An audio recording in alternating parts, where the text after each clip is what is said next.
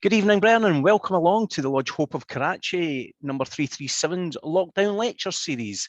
And it's a great pleasure to welcome you along to our 91st lecture meeting. Along with our immediate past and other members, can we wish you for tomorrow all the best of the festive season when it hits us. Many of you will already have your Christmas trees up, no doubt. And if you are, well, you're maybe a wee bit too early. But anyway, welcome along. Can I remind you all of the Grand Lodge of Scotland guidance into Zoom meetings? Please keep your camera on and a recognisable name in the little screen. If you do have to switch your camera off for broadband or broadband issues, just drop me a little message, please, Bern. Thank you very much. Can I also encourage you all to sign the virtual tile on our Facebook pages, so we've got a history of who's been here attending this evening's lecture. That is also much appreciated.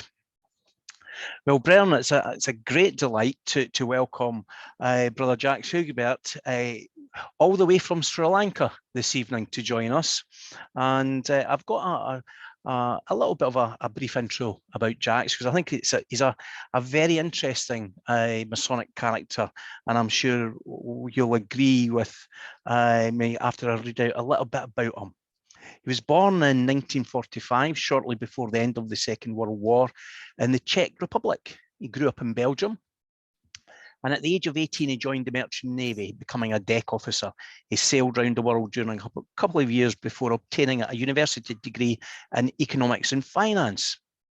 His 40-plus year professional career brought him to work and live in Europe, Africa, North and South America, and Asia, and been involved in lots of diverse businesses: sea and air transport, automobile industry with Peugeot, computer manufacturing, telecoms, and tourism. Jacques was initiated into Freemasonry in 1976 while living in Libreville, Gabon, Central Africa. His many travels worldwide have given him the opportunity to discover and participate in the Masonic activities of the many countries where he has resided. And this, Brian, is the interesting piece for me. He's a rare example of a brother who's been master of lodges in 5 different constitutions: England, Scotland, Ireland, Belgium, and the Czech Republic. He's a past Grand Master of the Grand Lodge of the Czech Republic and has been awarded Grand Rank under several other Grand Lodges. He's a pioneer of e-Masonry, joined the first Masonic bulletin boards and CompuServe Masonry forums in the early 90s, still pre-internet era really, and became an affiliate member of the Internet Lodge in 1998 during the first year of its existence. Member of the Scottish Rite, he joined in 1979, and he has been since 2003 a 33rd degree Mason under the Supreme Council of the Ancient Accepted Scottish Rite for Belgium. And he's an honorary member of the Supreme Council of the Czech Republic. But more interestingly for us, Brian, under the Scottish Constitution, Jacques affiliated in 1988 with the Royal Arch Chapter, the Scottish number 341, New Delhi, which is now dormant. He's a member of Lodge Bonnie Doon, number 611 in Colombo, a past Master of Lodge St Andrews, number 1832 in Kandy, and past First Principal of Royal Arch Chapter Dalhousie, number 182, and a founder member of Maryhill Royal Arch Chapter number 895 in Prague, the Czech Republic.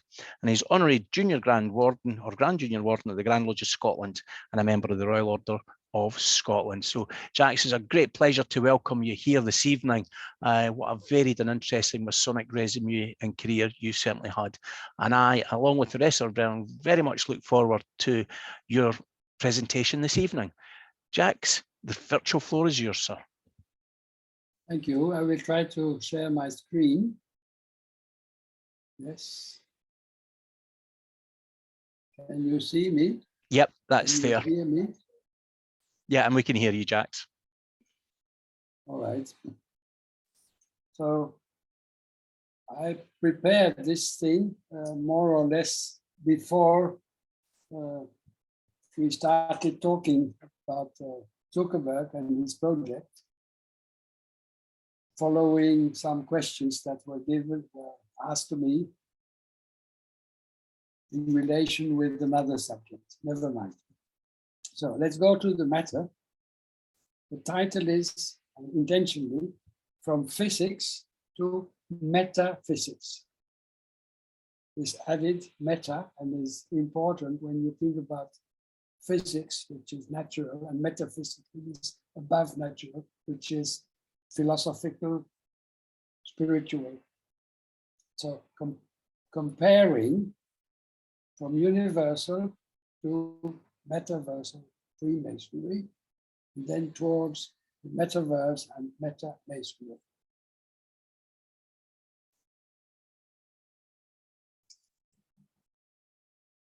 Sorry.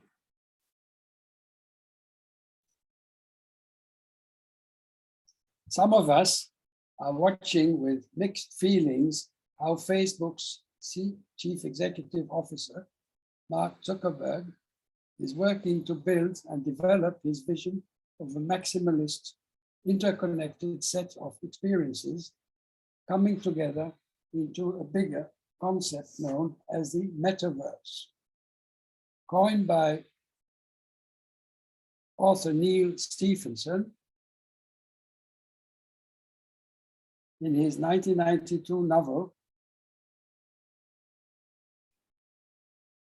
Snow Crash, the term metaverse refers to the convergence of physical, augmented, and virtual realities into an internet-embodied universe.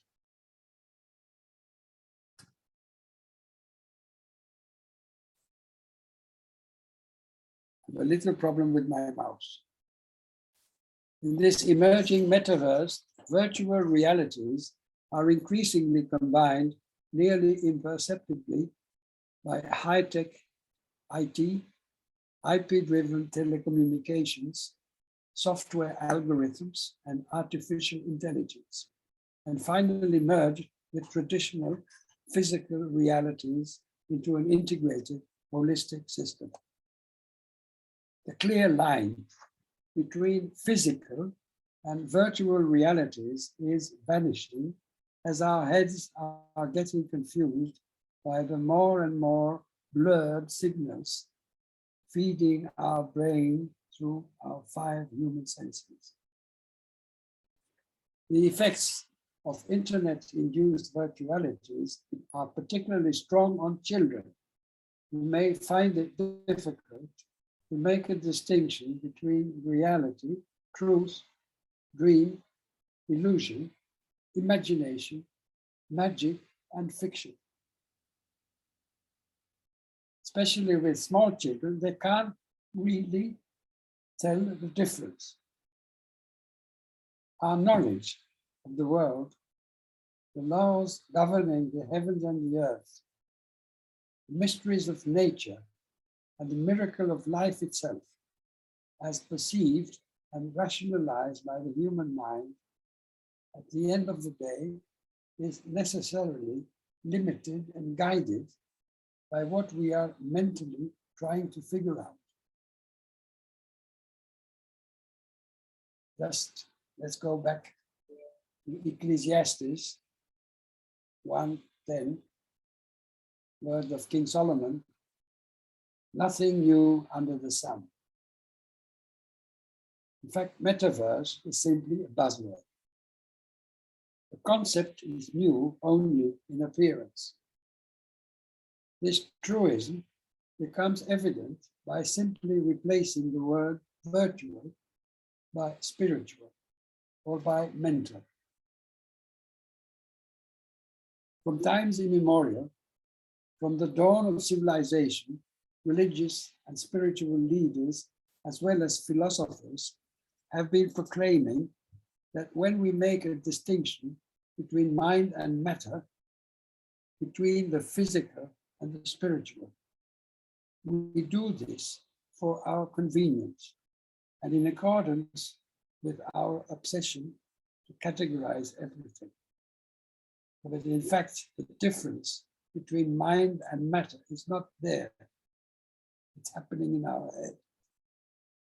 In fact, mind and matter, represented by the duality of the number 2, form 2 inseparable aspects of the primordial unity, symbolized by the number 1. Let's have a look at the pandemic that we are going through now in a historical perspective. You will understand why.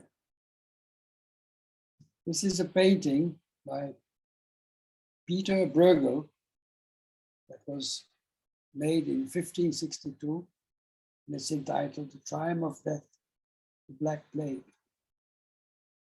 Black Plague is believed to have started in China, spreading to Europe in 1348. The plague killed anywhere between 75 million and 200 million people worldwide, and almost a third of Europe's population. Fundamental changes in the feudal land-based economy resulted from the pandemic. Nobility attempted to preserve its privileges and income, but could not find enough tenants to farm their lands any longer. Punitive laws were then passed, imposing highly increased taxes on a starved, already very diminished population, restricting even more freedom of movement and strictly regulating food prices. The measures failed, causing shortages, black market, tax evasion, corruption, resentment, revolts, wars, and in the end, more poverty, famine, and migrations. The whole of Europe was at the time dominated by an all-powerful Roman Catholic Church, led by a pope before whom even emperors, kings, and princes had to kneel, but who proclaimed that the earth was flat, that the sun revolved around the earth, and that the world had been created in 4004 BC. Jan Hus, the pre-Reformation Czech priest and preacher, was burned on the stake for heresy in 1415. Anyway, in the end, the Black Plague pandemic wiped out the old system. The disaster that no one had prepared for became the straw that broke the camel's back. It was the direct trigger that brought the fall and the collapse of medieval society and finally generated the birth of Renaissance. What can we learn for the future of mankind in general and for Freemasonry in particular from a deadly pandemic that took place by surprise some 600 years ago?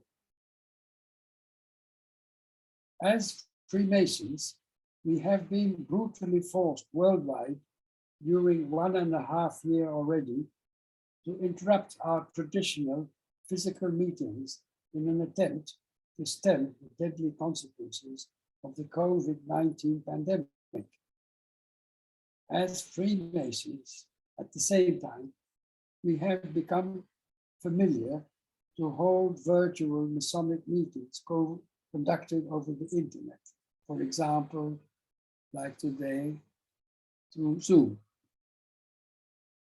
So this is an image of the past Great Queen Street main temple before COVID and now.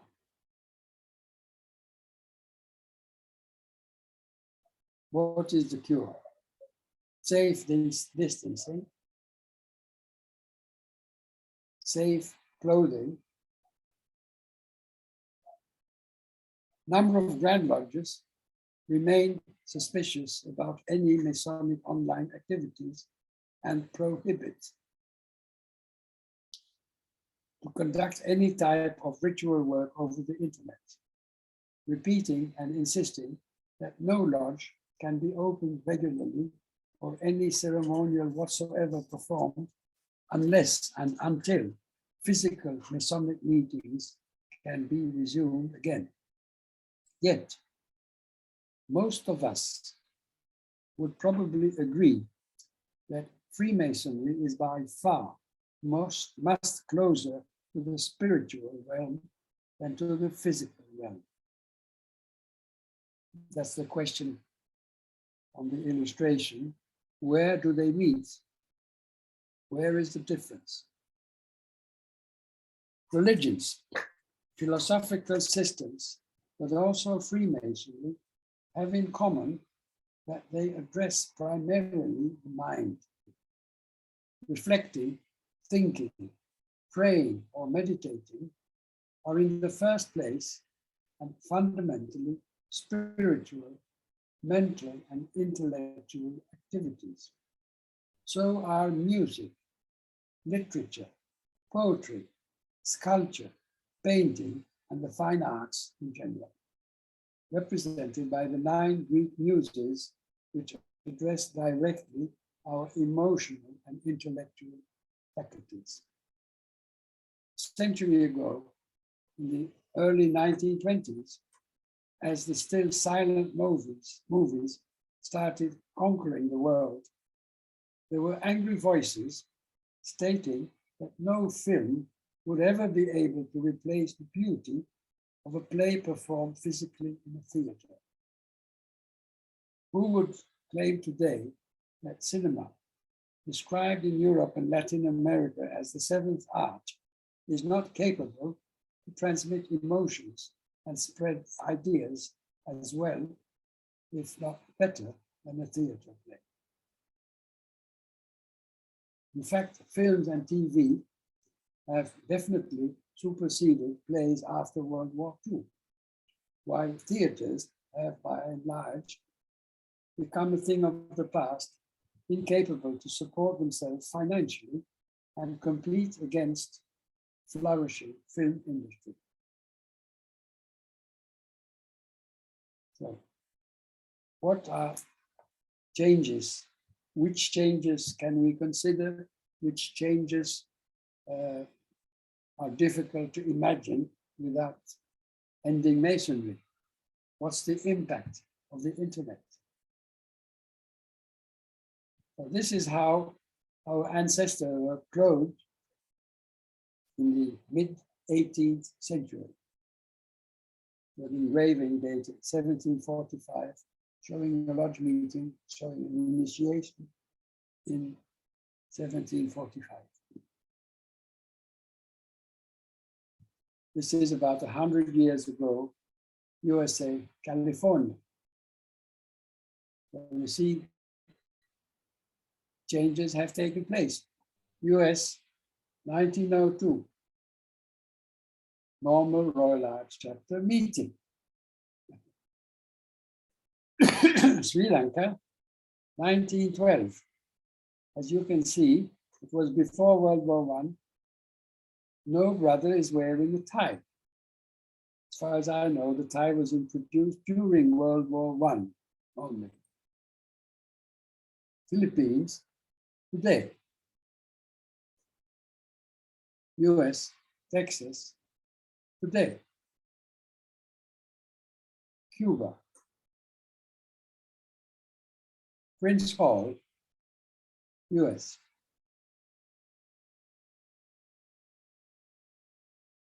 Little bit of humor, and visiting other lodges. It's interesting to see slight variations in the ritual. How far can we change the clothes? Where's the limit? Dressing different ways from our traditions. And which are the traditions anyway? If you look 50, 100, 200 years back. Question: what is worse, ignorant brethren or indifferent brethren? What do you think? There is the answer. I don't know. And I don't care.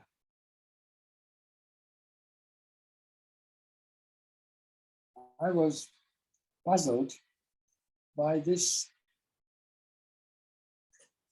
conclusion made in 1998, so that's quite a long time ago. It's not that far.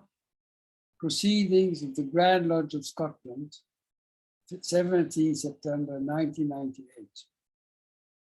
And just read a little bit of it. In addition to boredom, many brethren find little satisfaction in the never-ending 1, 2, 3, 1, 2, 3, 1, 2, 3, 1, 2, 3 degree process.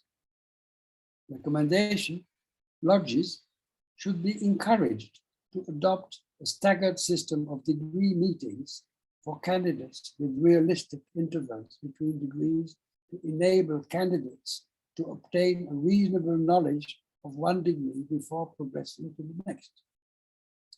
Lodges should also introduce a realistic number of instruction meetings where the business of the evening will be a lecture, demonstration, discussions, etc., instead of a degree. All of this I am mentioning to bring this kind of conversion when we talk about metaverse between the physical, what we can do physical, and what we can do over the modern media. So the final question that I'm asking myself is, what is so physical about speculative Freemasonry? Because there's so much insistence that without physical meetings, we can't continue Freemasonry, cannot exist. So what's so physical about speculative Freemasonry that any adjustment to the post-pandemic new normal should be rejected outright?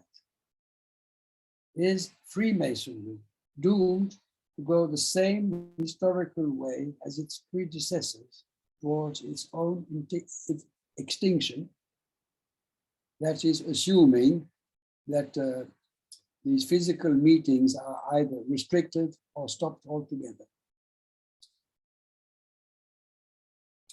Following recent reactions and comments that have been voiced about my presentation on meta-masonry, which I have given on several occasions before this one, over the last 3 months, please allow me to clarify a few points. Contrary to what some may believe, I am not advocating to rush forward to conduct virtual ritual Masonic ceremonies or conferring degrees online.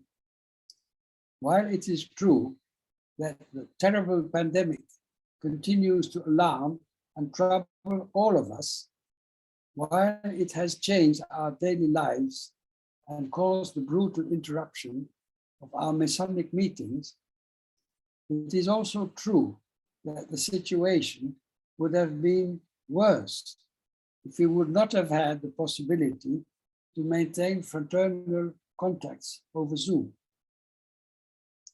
What I have in mind is to highlight the positive contributions provided by a technology that, triggered by COVID-19, is thoroughly revolutionizing our society. Let's therefore please make an intelligent and wise use of these new and powerful working tools made available to us at a ridiculously low cost to communicate more and better amongst Freemasons for the efficient administrative management of the Masonic order and the lodges, for the pleasant and attractive presentation of short talks and papers, for high quality Masonic education, for sharing our views fraternally, and for strengthening our friendship.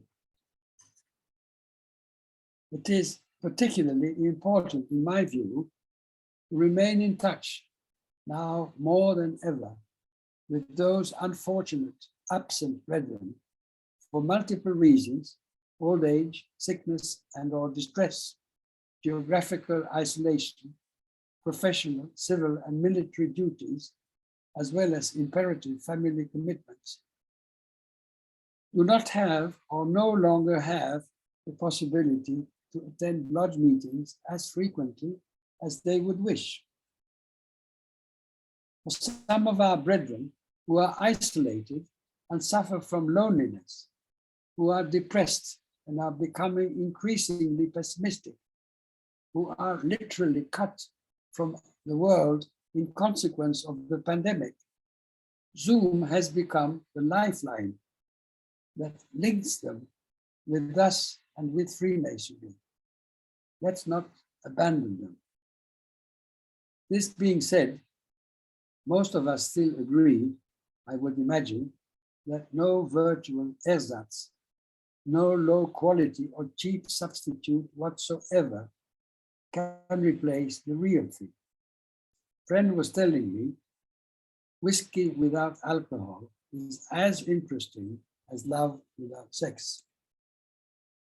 Indeed, without the unique emotional kick that goes with a well-conducted physical ceremony in lodge, without the impressive presence of brethren in flesh and blood, it becomes practically impossible to experience fully the lasting effects and benefits of a genuine initiation or an authentic raising to the third degree.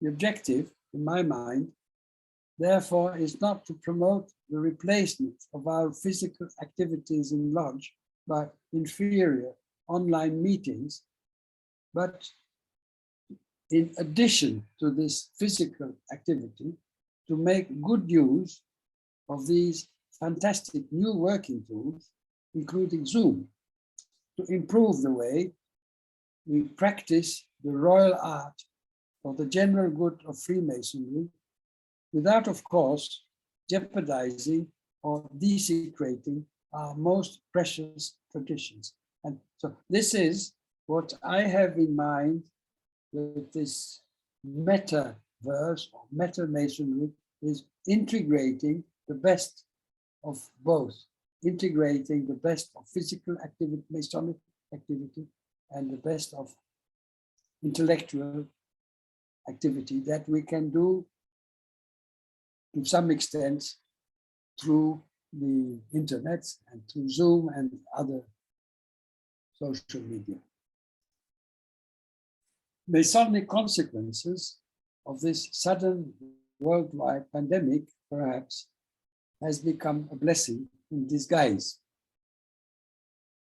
Remember, big ideas come from forward-thinking people who challenge the norm, who think outside the box and invent the world they see inside, rather than submitting to the limitations of current dilemmas. The limits of the possible can only be defined by going beyond them.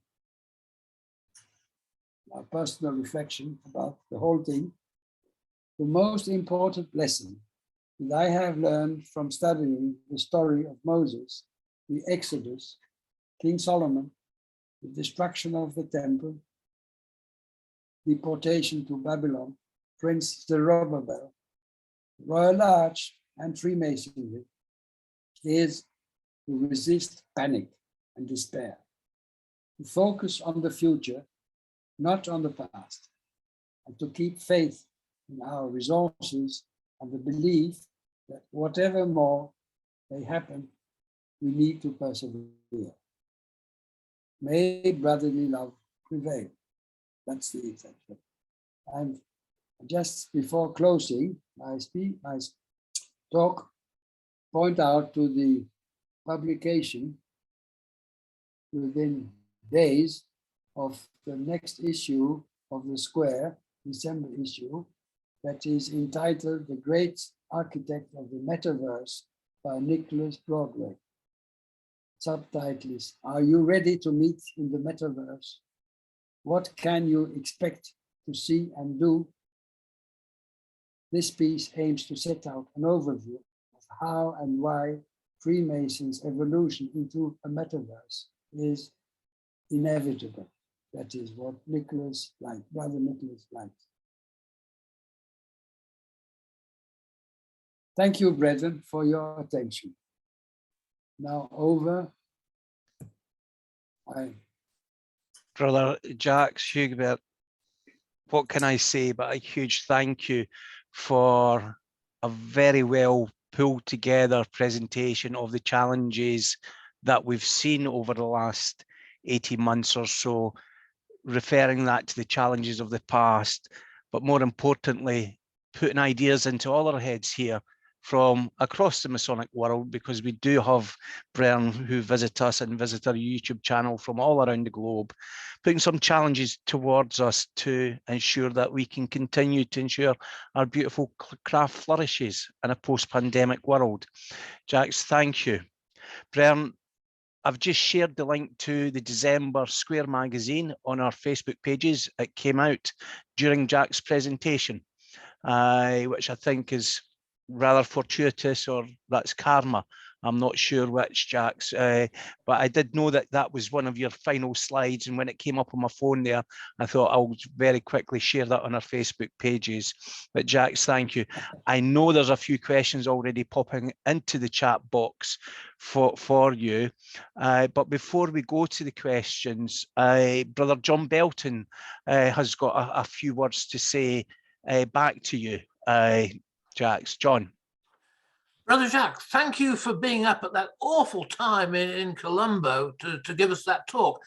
And when I first saw your message, it really got me thinking, because you were really starting to address some of the big issues. Probably the Zuckerberg reality of the metaverse is to be able to draw us all in and so extract data from us as to how he can make himself even wealthier.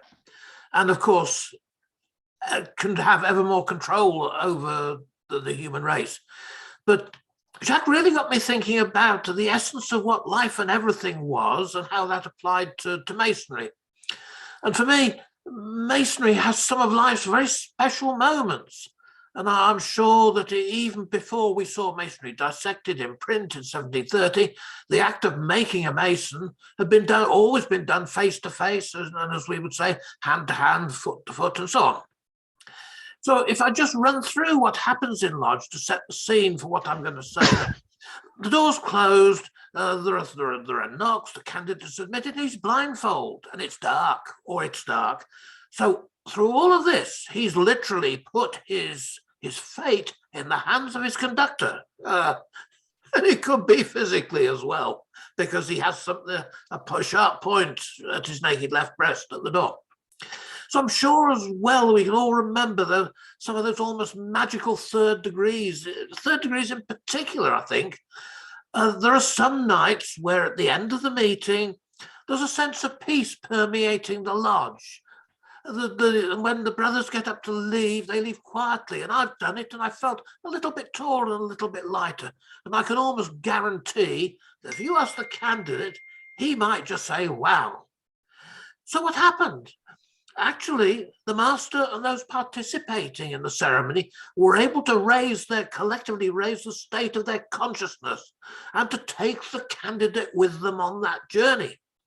What went on inside the lodge was not just with them. There was a collective change in the consciousness of the lodge.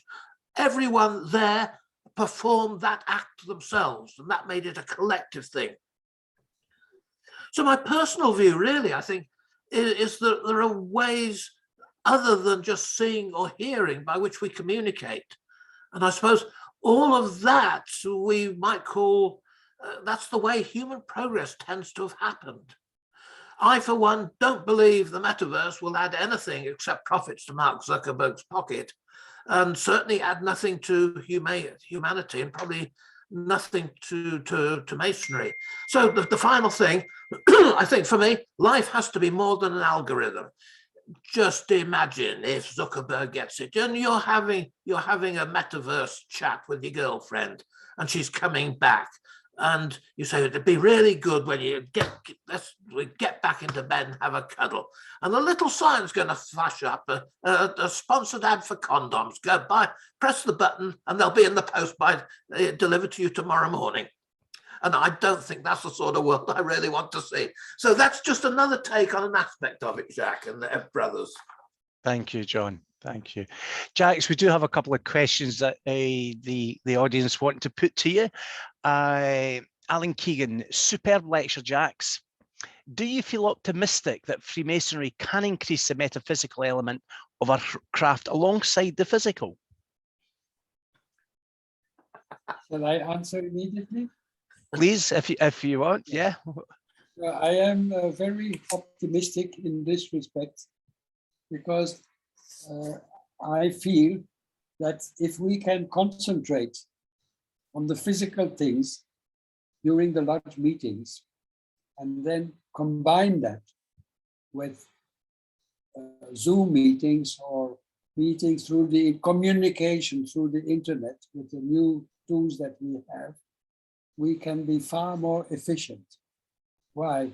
Because many lodges meet 3, 4, 5 times a year only, and they do mostly ritual work. So there is no time enough for rehearsals, for explanations.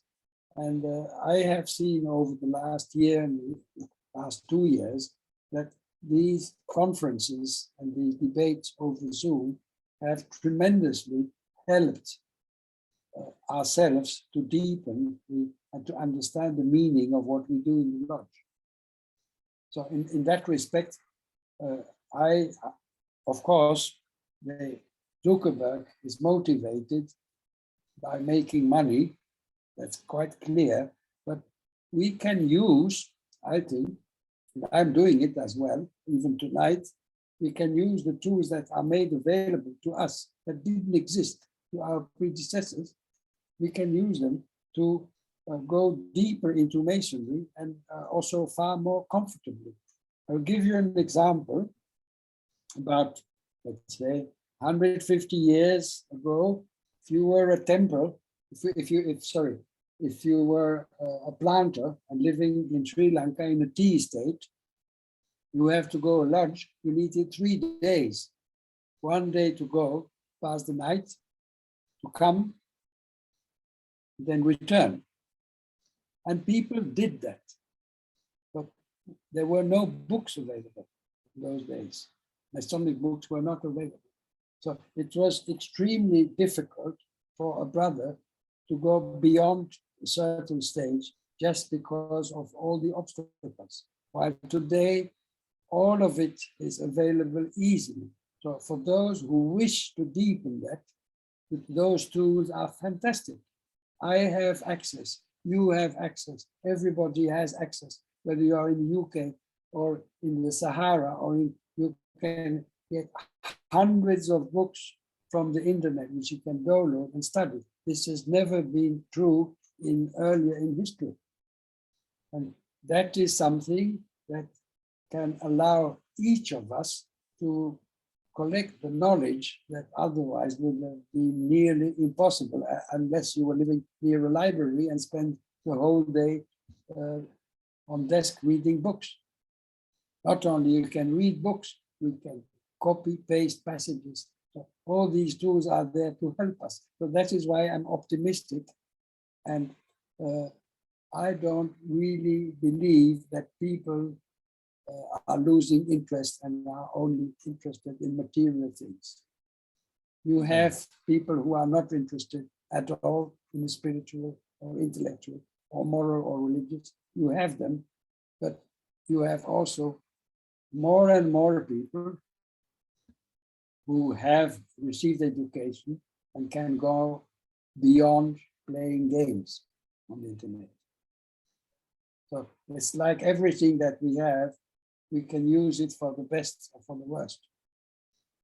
But generally speaking, I think the tools that are available through this so-called metaverse should make Freemasonry easier to understand, more accessible, and more interesting.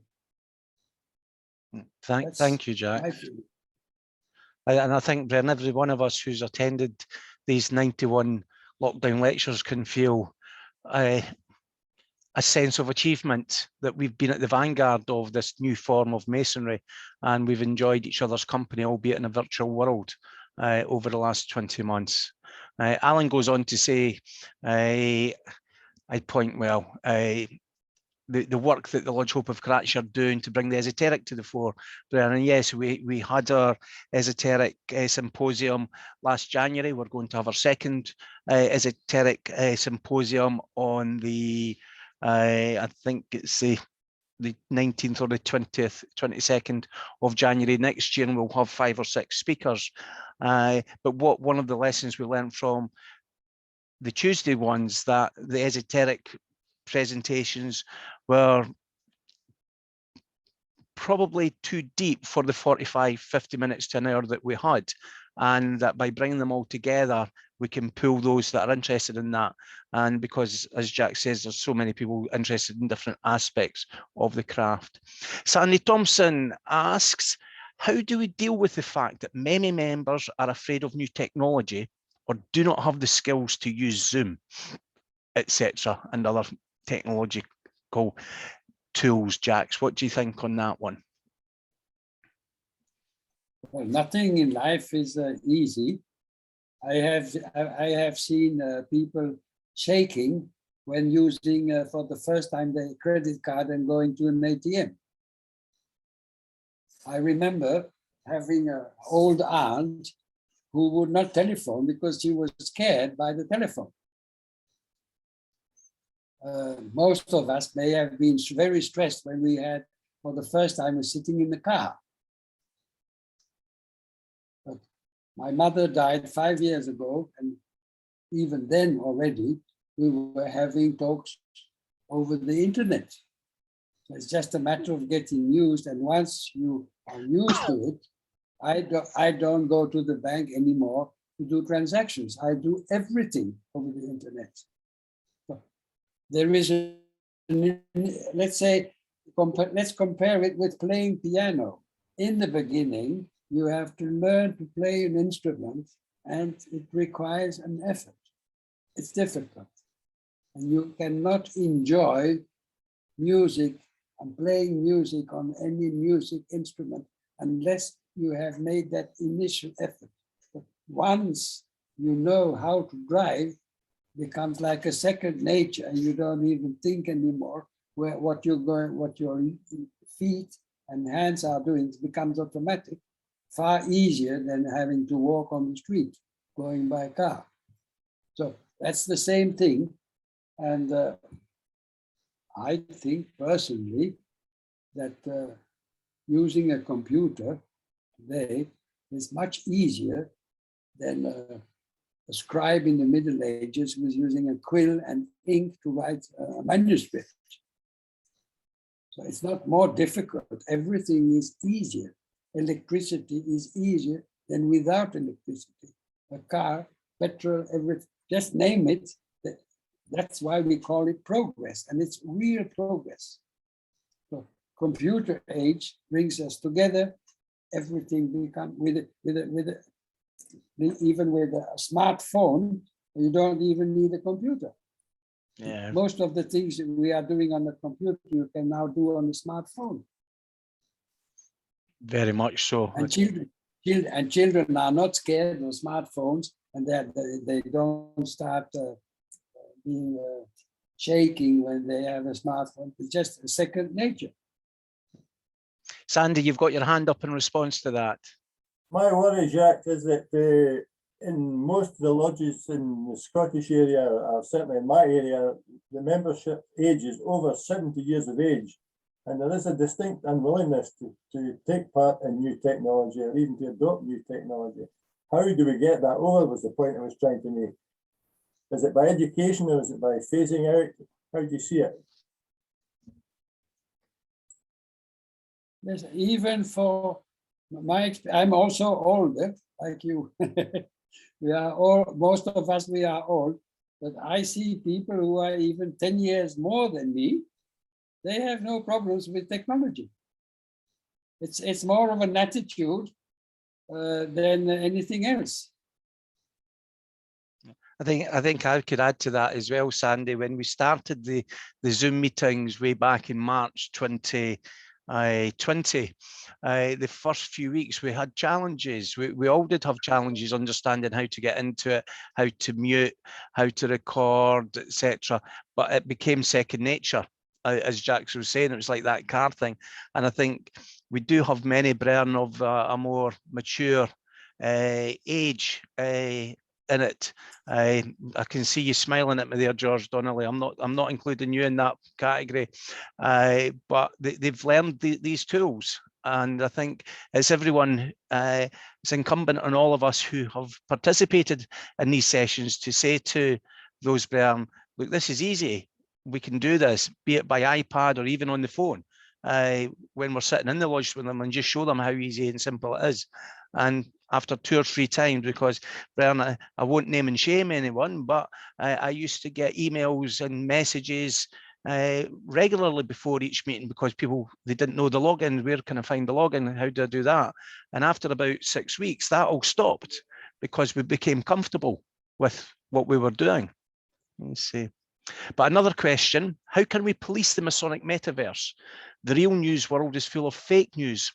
Our esoteric world is very vulnerable to being dragged into rabbit holes. Yes, that's everything is like a medal, has 2 sides. And so you can use a knife to kill somebody. You can use a knife for good things. Every tool that we have can be misused. That's not why we should reject these things. Yeah. John White says, wonderful and provocative in the positive sense. Bob Potter, well done, Jacques. Interesting talk once again. Best regards, Bob, Pastmaster 85. Peter Taylor, Jacques, while I agree that some mundane work and education can be carried out virtually, do you think that it's essential to have the physical meeting, because the spiritual and material can only work when the vibrating energy experienced by all who attend the physical meeting happens? Yeah, so that is the main thing that I'm trying to explain. Well, that's the way I feel about it. It's not a matter of choosing between physical and mental, or physical and virtual. We don't have to choose. We have to combine both. And that is why I make this link that in philosophy and in religion, you have the mind and matter. But this distinction is only a distinction that we are making because of our tendency to categorize everything. But as human beings, mind and matter cannot be separated. They are one. So in this case, when it comes to Freemasonry, I don't see that we have to make any choice between physical and virtual, between the internet and between the lodge meetings. We have to find a way how to combine best the good things that we find on both sides. And that is also what I'm trying to say with whiskey and alcohol, with love and sex. We don't have to change between platonic love without sex and love with sex, or sex only, or platonic love only. They go together. The full thing requires a combination, a balanced combination of mind and matter. And as Freemasonry, I think, addresses in the first place the mind, I don't see why those things that are really mental cannot be done over media, distance-wise, using these new tools. But it doesn't mean we have to end the physical. The physical has to be there because we are physical as well. And the both things have to go together. So that's my answer. Okay, thanks, Jacques. Sean Clark comments. Thank you, Jacques. I agree. Thanks, Peter. Sean Clark comments, this is history repeating itself. The plague we survived, no but jab in those days, and how many times has the Masonic meetings been disrupted? But Brother Jacques, very interesting. Martin Gunn, very interesting lecture, Brother Jacques, thank you. Peter, okay, sorry, didn't get down to that box there, but hopefully Jacques did answer your question. Murat, what I find interesting is that Freemasons around the world have been meeting during the pandemic, which they have not done before. And yeah, I think we can certainly testify that. We've had Bren from Chile to New Zealand and every place in between attend our meetings with the Lodge Hope of Karachi. And for a wee lodge in Fife, Bren, I think that's no bad going. Even though at times I have to put on my best English and pronunciate. Alan Turton, Brother Jacques, a superb, thoughtful presentation, taking Freemasonry forward. Thank you. Murat, again, thank you, Jack, for making us think of new possibilities. John White, no doubt everyone in the audience has benefited from the metaverse lectures during the pandemic. There must be a place for this in the future, but only as another working tool, as Brother Jacques has said. Physical meetings are essential, but we shall always need human physical contact. And yeah, I think, John, to answer that, from the Lodge Hope of Karachi's perspective, we will be moving away from our weekly lectures as we come out of the pandemic, but it is our intention to keep at least a monthly online lecture going because we can bring all our friends together to that. Tom Edgar, Jacques, thank you for a very thoughtful and provoking lecture. Jim Beveridge, good comparisons. Alan Turton, by not engaging in the future, would deny engaging our next generation. Alan Keegan, you said that, Sandy, but the old biddies know how to do QVC fair enough or fast enough. Well, there you go. What's QVC, Alan?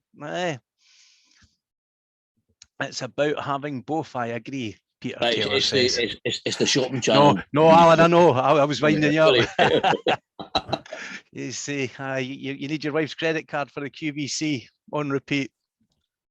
Agreed, Peter. Robert Clark, meta tools have changed the world we live in and will help enhance the education of the Masonic world. We are 10 years behind and have caught up in just 2 short years. Well, there you go, Nobby.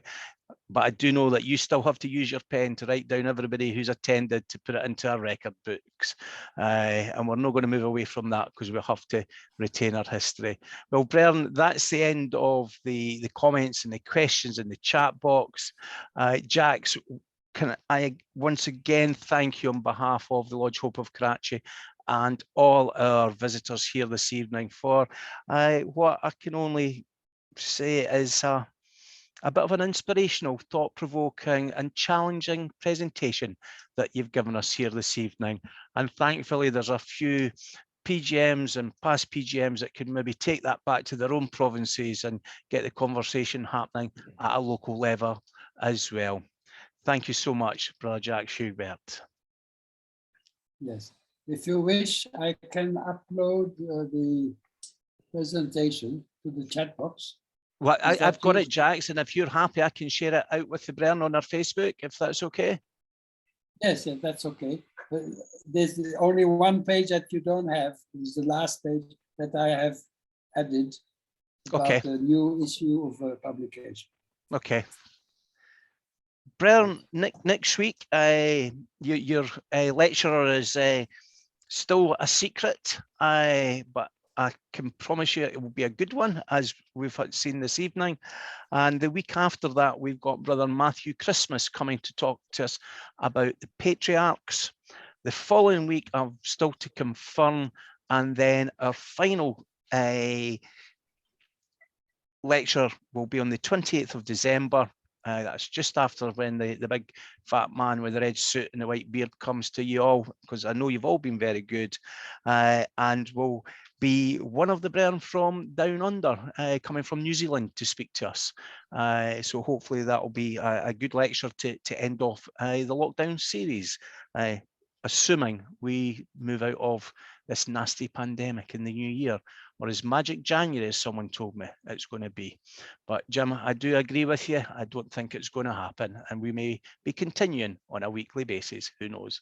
Bren, please feel free to unmute yourself and give a huge congratulations and your personal thanks to Brother Jacques Huyghebaert. Well A done, man Jack. of many constitutions. Thank you. Well done, Jack. Many thanks, brother Well Jack. done. Wonderful. Many thanks. Thank you. Yeah, excellent, brother Jack. Really enjoyed that. Very educational. Thank you. Thank you, Jack. Very good. Thank you. Thank you, Brother Jack. Merry Christmas and a Happy New Year when it comes.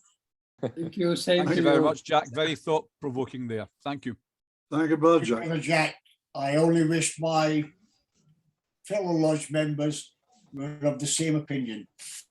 It's a struggle to do emails, some of them. Okay. Thank you, Brother Jack. I thoroughly enjoyed that lecture tonight. Thank you. Thank you. Yeah. Well done. Very relevant. Very relevant. I'll give you 5, Bren. Brother Jack, thank you very much. It's to be hoped that our Grand Lodges bother to listen to it. It was a wonderful talk. Thank you. Night, gents. See you later. Take care. Stay safe. Brother Jacques, thank you very much. Excellent Jim. presentation. Thank you very much. And 4, Bren. Night, brother. Keep well, brethren. Bye-bye. Okay. And 3, Bren. Good night, brethren. Good night, all. Well done again, Gordon.